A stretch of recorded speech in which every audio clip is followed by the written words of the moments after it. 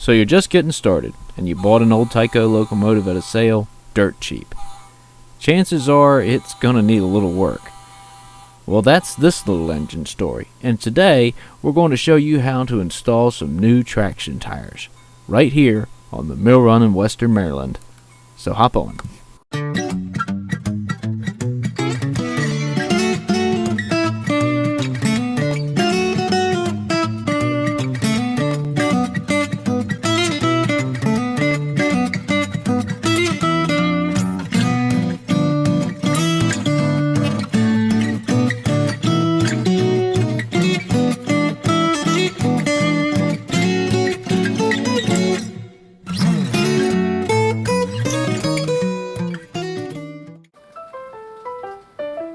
This is a Tyco 080 locomotive, modeled after the USRA 080. These are a common sight at train shows donning the Chattanooga name, and usually you can find them fairly cheap. This model was one of the later ones. As you can see nose to nose with my dad's Chattanooga, which was made back roughly 1976, there are many differences.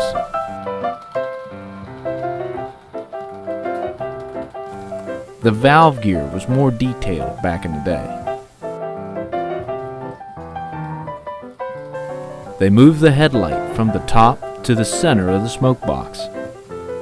The handrails had mounts, whereas on the later one, though ours are missing, they had molded cradles for the handrails. One thing that remained the same was that they're both tender drive, using a heavy pancake style motor. And we'll get a closer look at the motor too. So without further ado, let's get started. First thing we need to do is to remove the tender body. This clips on tabs which are on either side of the tender. I use a small screwdriver to get it started.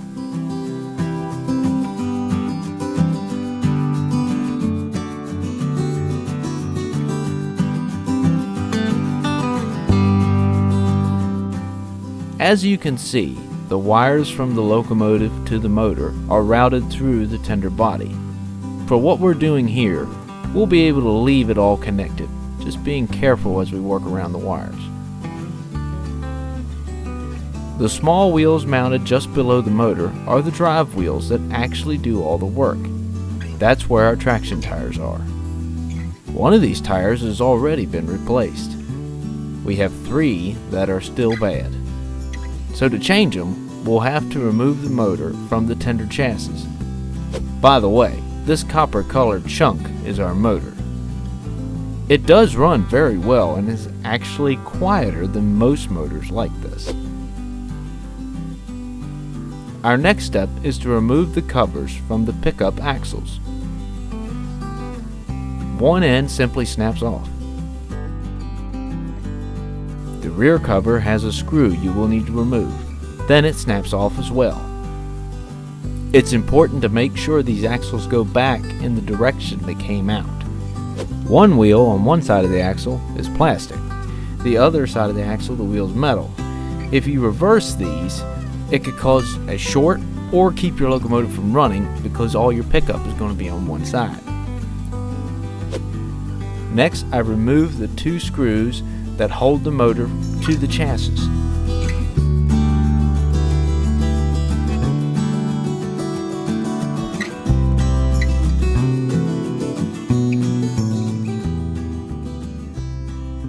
The motor isn't going to come out of the housing quite yet. The pickup trucks will need to be disconnected first, and they're held on by a small C-clip. Carefully remove these with a small screwdriver.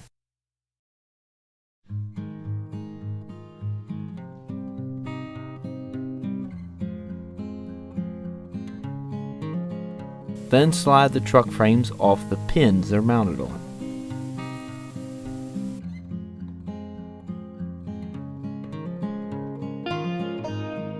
Now your motor is free and you can remove the axles.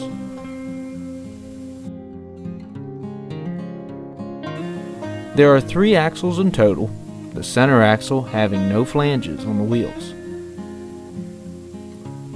These axles only go on one way, so it's not too hard to remember how to assemble it.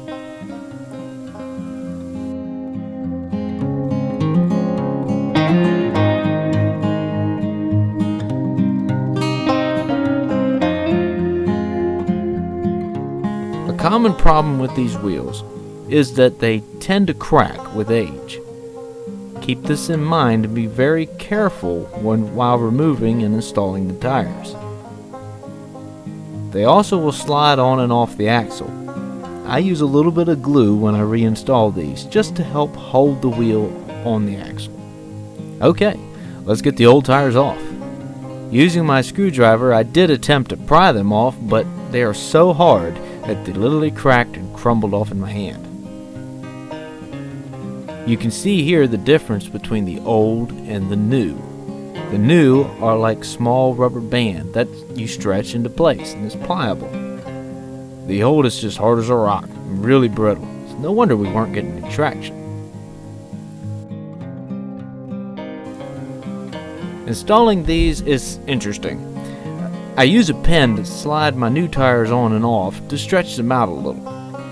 Then, holding part of the tire in place with my thumb, working the rest around the wheel with my screwdriver, and rolling it into the groove, I install the tire.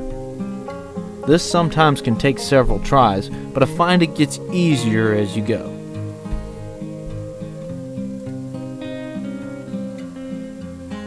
Alright, that tire's on, and we already had one other new one, so we've only got 2 more yet to go.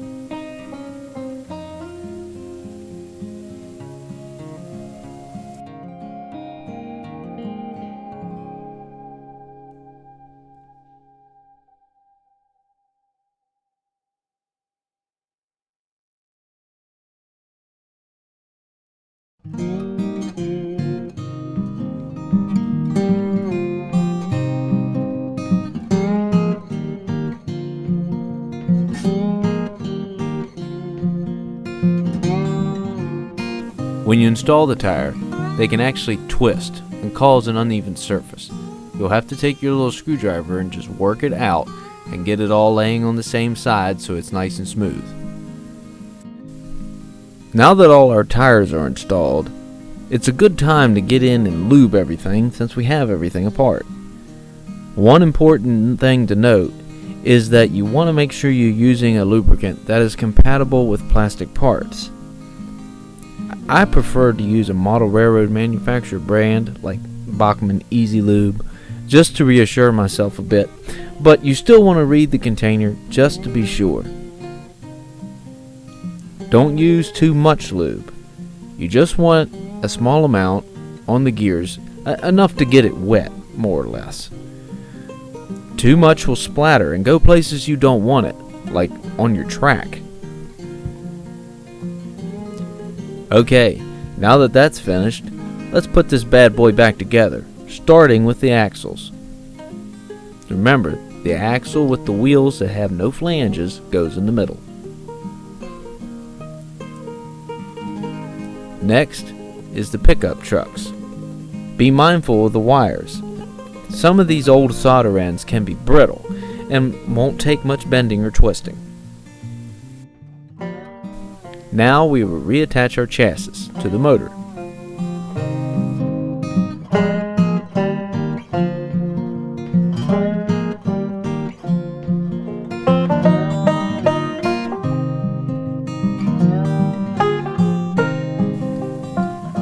Now I carefully snap the C-clips back into place to hold the trucks on.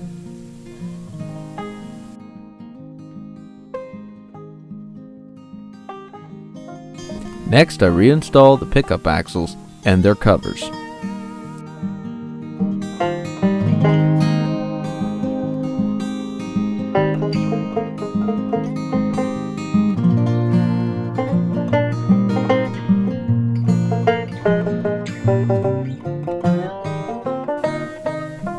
Almost done. Now all I have to do is reattach the cover to the chassis and voila, we're finished. When it came time for a test run, there was some little cause for concern because it wouldn't do anything. But as you can see, with a little coaxing, she finally came to life.